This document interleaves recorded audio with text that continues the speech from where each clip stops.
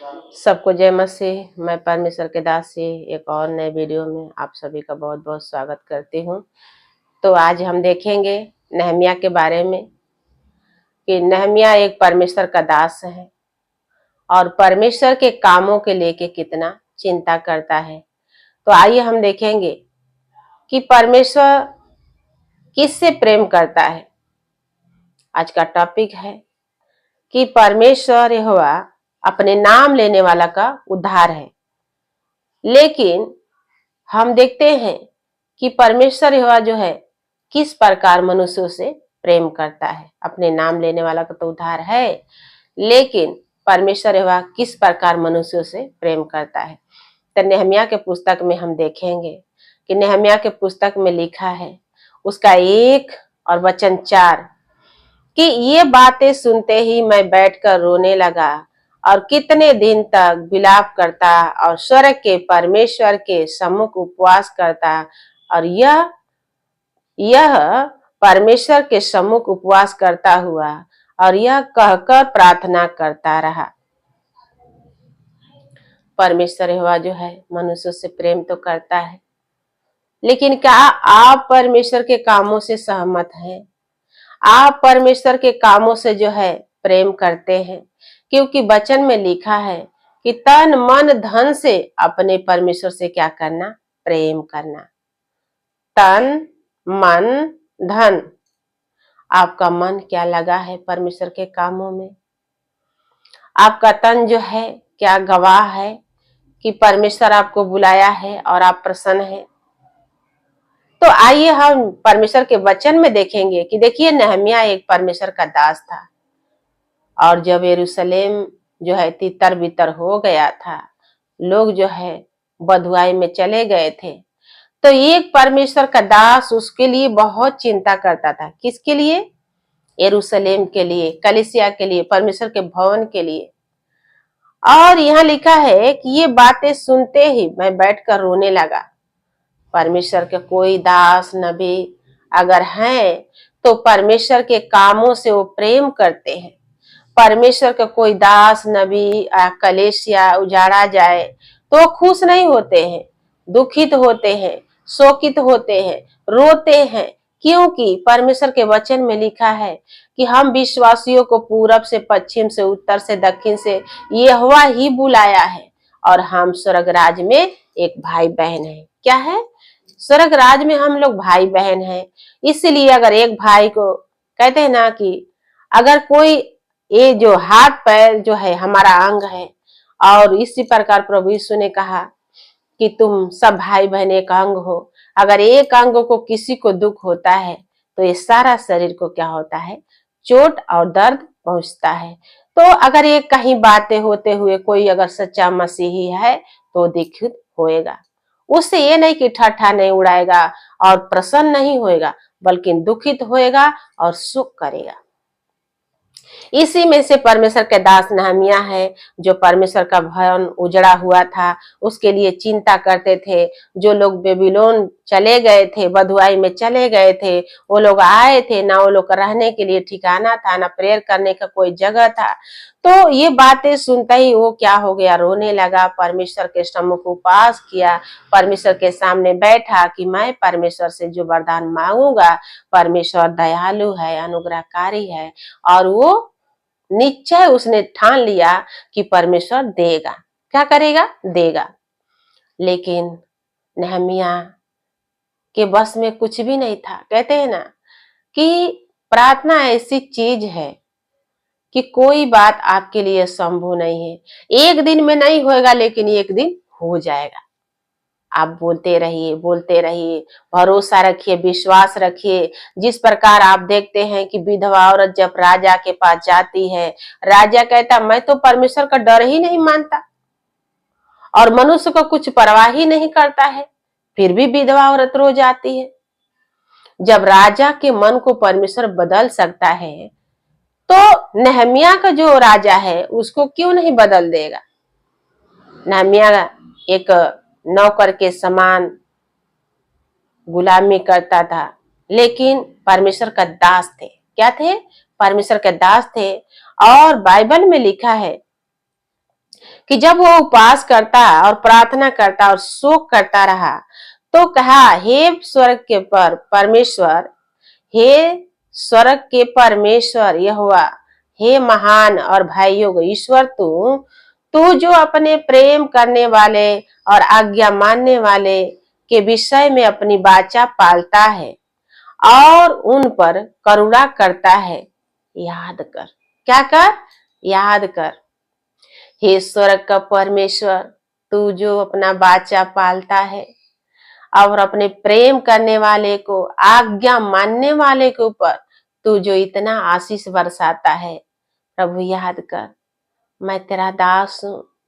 मैं अपने लिए नहीं दुखिया हूँ, तेरे भवन के लिए दुखिया हूँ, तेरे लोगों के लिए दुखिया हूँ, तेरे कामों के लिए मैं उपवास कर रहा हूँ, प्रार्थना कर रहा हूँ। हे स्वर्ग का परमेश्वर, दया करो, दया करो, दया करो।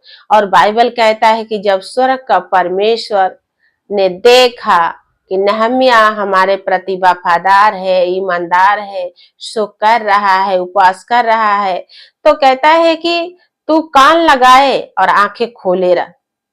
उसने क्या कहा?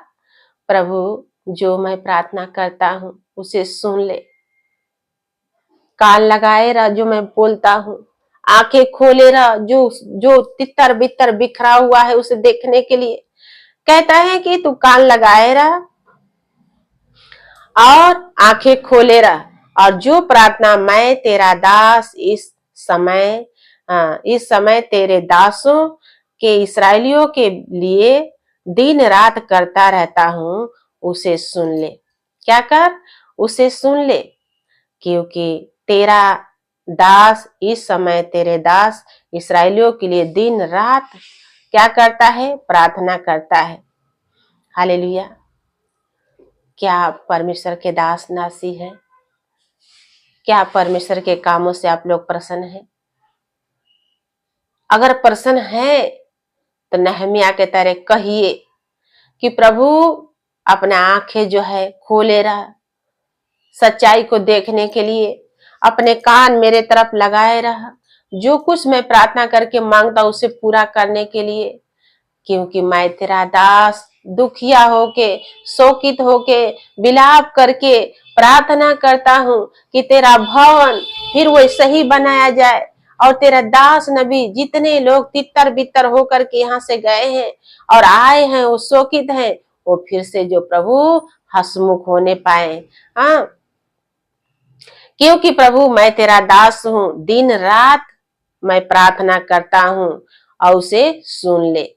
मैं इसराइलियों के पापों को, कहता है कि मैं इसराइलियों के पापों को जो हम लोगों ने तेरे विरुद्ध किए हैं मान लेता हूँ, और तेरे पिता के घराने ने दोनों ने पाप किया है। मैं और मेरे पिता के घराने ने दोनों ने पाप किया है, और इसराइली जो पाप किए हैं, जिनके कारण भवन उजाड़ पड़ा है, जिनके कारण ये विपत्ति आया है, जिनके कारण ये कलेश हो रहा है, जिनके कारण लोग जो है तितर बितर हो गए हैं, वो मैं उस पापों को मान लेता हूँ।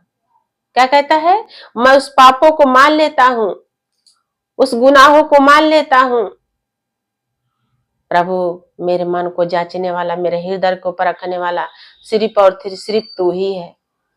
आज कान खोल के प्रभु सुन, आंखें लगा के देख।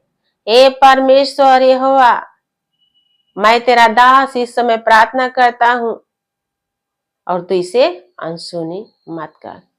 आप ऐसा प्रार्थना करते हैं? अगर ऐसा प्रार्थना करते हैं तो परमेश्वर है आपको आशीष दे, क्योंकि कहता है कि हमने तेरे सामने बहुत बुराई की है, और जो आज्ञाएं, विधियां, नियम तूने अपने दास मूसा को दिए थे उनको हमने नहीं माना। आज लोग परमेश्वर के पास तो जाते हैं, चर्च में तो जाते हैं, लेकिन जैसा परमेश्वर कहता है चलने के लिए लोग वैसा नहीं चलते हैं, और यही रीजन है कि उनके जीवन में गवाही नहीं होता। यही कारण है कि उनकी प्रार्थना स्वर्ग में नहीं पहुंचती। तो परमेश्वर के दास बातों को मानते हैं, नहम्याह ने कहा, प्रभु हम इस बात को मान लेते हैं कि जो आज्ञा नियम विधिया तू अपने दास के जरिए सुनाया था, हमको हमारे पितरों को हम लोग ने नहीं माना, लेकिन उस वचन को सुध ही ले जो तूने अपने दास मूसा से कहा था कि यदि तुम लोग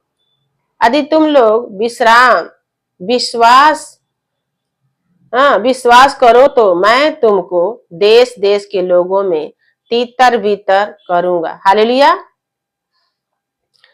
हे परमेश्वर, तुमने तो कहा था कि तुम लोग विश्वासघात करोगे तो तितर बितर करूंगा। लेकिन मैं तो तेरा दास दुखिया हूं मन से, दिल से, कि प्रभु हम विश्वासघात नहीं बल्कि विश्वास वाला करते हैं। परंतु यदि तुम मेरी ओर फिरो और मेरी आज्ञाओं मानो, उन पर चलो, तो चाहे तुम्हें से निकाले हुए लोग आकाश की छोर में भी रहो, तो भी उनको मैं वहां से इकट्ठा करके इस स्थान में पहुंचाऊंगा जिसे मैंने उनके नाम के निवास के लिए चुन लिया है। ये बात परमेश्वर के दास नहम्याह जो है स्मरण करके परमेश्वर को क्या कर रहे हैं, याद दिला रहे हैं। अगर आप भी परमेश्वर के दास हैं और आपके भी कहीं ऐसा शोक दिखाई दे रहा है, तो आप भी क्या करें, परमेश्वर से कहें कि प्रभु तू अपना आज्ञा मानने वाला का परमेश्वर है। प्रभु तू ऐसा परमेश्वर है कि मनुष्य तो मिट्टी है लेकिन तू प्रभु है, हमारे पीढ़ी पीढ़ी का प्रभु है। और प्रभु तू एक पीढ़ी का नहीं, 1000 पीढ़ी का प्रभु है। तो प्रभु दया करें, अनुग्रह करें और अपने बड़े नाम के कारण क्या करें, हमारी प्रार्थना सुन ले। उसने कहा, अब वे तेरे दास और तेरी प्रजा के लोग में जिनको तूने अपने बड़े सामर्थ और बलवंत हाथों के द्वारा छुड़ा लिया है, वे तेरे लोग हैं, तेरे प्रजा के लोग हैं। प्रभु से भूलो मत, प्रभु से त्यागो मत, प्रभु से तितर बितर होते हुए छोड़ो मत। प्रभु मैं इसीलिए दुखिया होके शोकित होके प्रार्थना करता हूँ कि परमेश्वर मेरी प्रार्थना सुन लो। कान खोल के प्रभु जी सुन लो, आंखें लगा के देख लो कि ये लोग दुखिया हैं, तितर बितर हैं, भवन उजाड़ पड़ा है और मैं तेरा दास दिन रात दुहाई दे रहा हूँ। अगर आप भी यिर्मयाह के जैसे परमेश्वर के दास नबी हैं, आज का प्रार्थना सुन रहे हैं, तो परमेश्वर आपको ही, चाहे अब जहां भी रहो, आकाश के एक छोर से लेके वो छोर तक रहो, परमेश्वर अपना बल बढ़ा के वहां से निकालेगा और अपने वचन के अनुसार आपको आशीष देगा। आप चाहे जितना भी घोर संकट में है, लेकिन परमेश्वर के बलवंत हाथ ऐसा है कि वो छुड़ाने का सामर्थ रखा है, उस सामर्थ का फेटा बांधा है।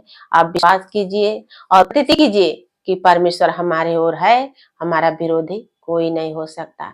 आप प्रतीति कीजिए कि परमेश्वर आपको बचाने के लिए आपके पूर्वजों से वाचा बांधा है। तो इस वचन से परमेश्वर आपको और आपके परिवार के बहुत बहुत आशीष दे। आमीन।